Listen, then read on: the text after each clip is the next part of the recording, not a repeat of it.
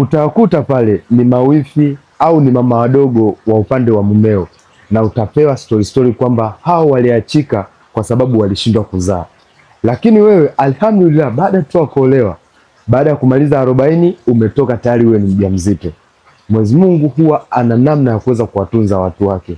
Sasa kwa sababu wewe unajiona uliwahi kutangulia kubeba ujauzito, ukaanza kubadilika, kuanza kuleta chokochoko, kuanza kuleta vimaneno kwa wale mashangazi na wale mawifi ambao umewakuta pale nyumbani, kwa wale mama wadogo ambao umewakuta pale nyumbani.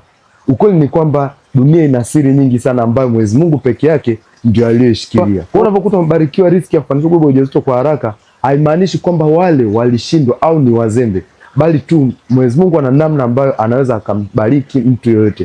Kwa hiyo usilete maneno, kwa sababu familia nyingi sasa hivi zinaishi kwa mateso, zinaishi kwa lawama, kwa sababu kuna vimaneno ambavyo mtu aliumia ndani kimya kimya, na wengine huwa hawana sehemu hata kuelezea. Kwa hiyo unakuta mtu analala anashtuka usiku, analia usiku wa manane kwa sababu yako wewe. Ninachokushauri, unapoingia kwenye familia za watu, just be humble. Ulimwengu na mambo mengi sana, na ndio maana napenda kusema kwamba nipo na wewe katika safari ya kuita mama.